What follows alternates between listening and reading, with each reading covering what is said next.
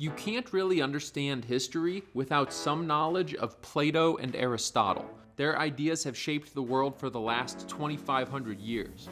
And you can't really impact the future without some knowledge of their chief exponents, Immanuel Kant on the side of Plato, Ayn Rand on the side of Aristotle.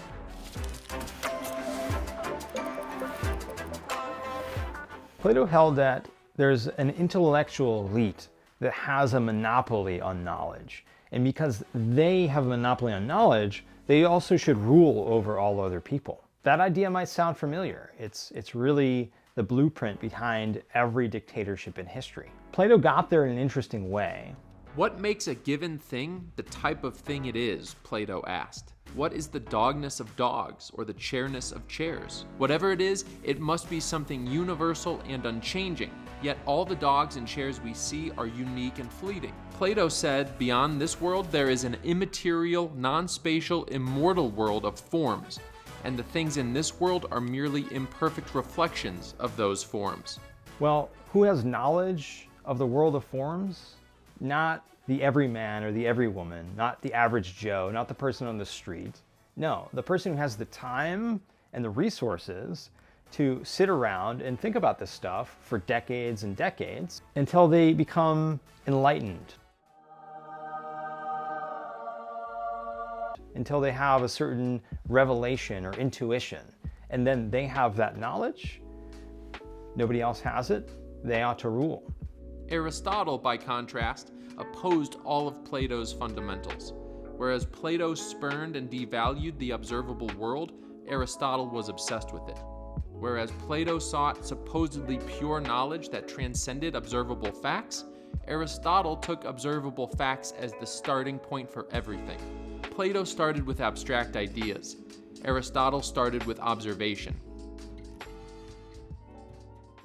The Middle Ages were a time when Plato's ideas, sublimated into various dogmas, dominated. By contrast, the Renaissance, Enlightenment, Scientific Revolution, Industrial Revolution, and American Revolution all were products of Aristotle's influence. Ayn Rand wrote, "If there is a philosophical atlas who carries the whole of Western civilization on his shoulders, it is Aristotle. Aristotle may be regarded as the cultural barometer of Western history. Whenever his influence dominated the scene, it paved the way for one of history's brilliant eras. Whenever it fell, so did mankind." Rand intended her philosophy, objectivism actually, to revive the Aristotelian method, to solidify that method, and to buttress it against attacks by other philosophers, most notably Immanuel Kant. In Rand's view, Kant consolidated all the errors of his Enlightenment-era predecessors and initiated a full-on counter-Enlightenment. What he was doing, in essence, was reviving the mystical approach of Plato, and in fact, cutting man off from existence and knowledge altogether. He said that, in fact, there are two realms. That probably sounds familiar, right? The realm of forms and the realm of actual appearance. Well, Kant had the same thing with different language. He called this realm of experience the phenomenal realm, and the realm of actual reality, the realm that we have no access to, he called that the noumenal realm. And so we can go about our lives and do science in this realm, but actually what we're doing to amounts to very little, because this reality is not the true reality. Kant held that man's mind and senses deceive him. All of our understanding of the world is filtered through these categories that he thought we imposed on existence. And so, for instance, causality is one of his categories. We see the fire and we feel the heat. And we think that the fire causes the burn. But no, that's just part of our minds imposing that sort of causation on what's happening. The mind, Kant thought, is not a tool for grasping reality. It's actually a tool for creating reality. Hegel fragmented Kant's monolithic theory, holding that the categories by which we shape the world evolve over time. Karl Marx then came along and splintered it further, saying that different classes, the working class or proletariat, the bourgeoisie, the aristocracy, have totally different ways of viewing the world. They even have different logics. And today, those working in Marx's shadow, who was in turn working in Kant's shadow, divide us even further by race, gender, sexual orientation, and so on. As Professor Andrew Bernstein has written, Kant's subjectivism was fragmented by Hegel, weaponized by Marx, and transmuted into a seething culture war by postmodernists. So there's no world out there that we ought to be trying to grasp and all come together and understand the truth about. Rather, each of us in our own sort of identity tribes have these different categories of grasping what is, and we're all vying for power by fashioning these narratives that enable us to gain that power over other people.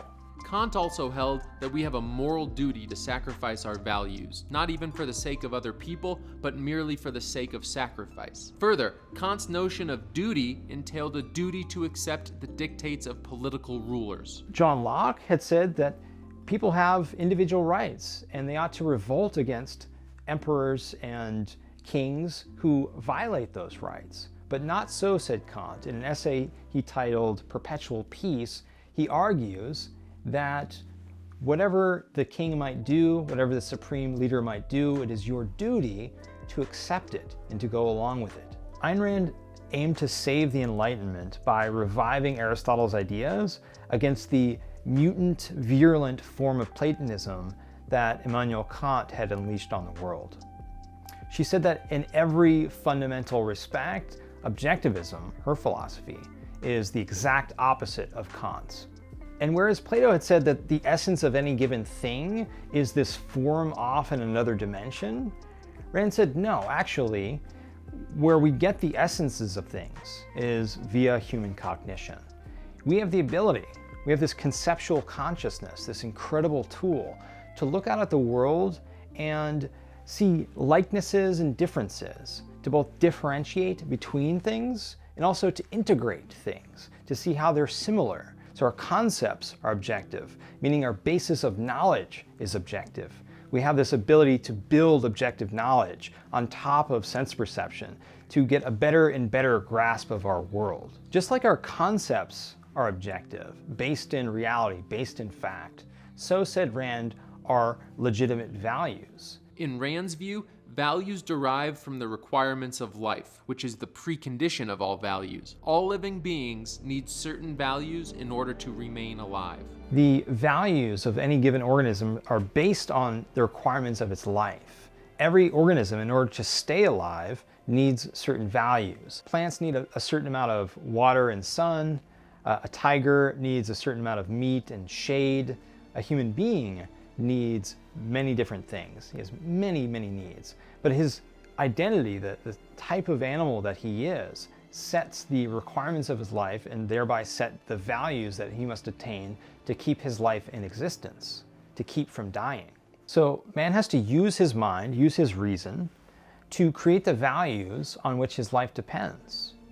But reason is a faculty of the individual, not of the state or of the collective.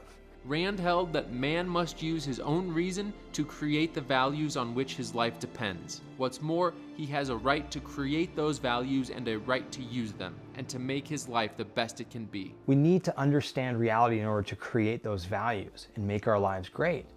And what's more, we need to be able to act on our own judgment to create those values. If we're able to figure out how great technologies could work but not able to implement them, then, well, we don't really have the power to make our lives great, do we? We don't have the power to maximize and actualize our potential. So we need the ability to act on our own judgment. In fact, we have the right to act on our own judgment to make our lives great, so long as we don't violate other people's rights to do exactly the same thing. And all of this stands in direct contrast to the ideas of Plato and of Kant and of Marx and of Hegel.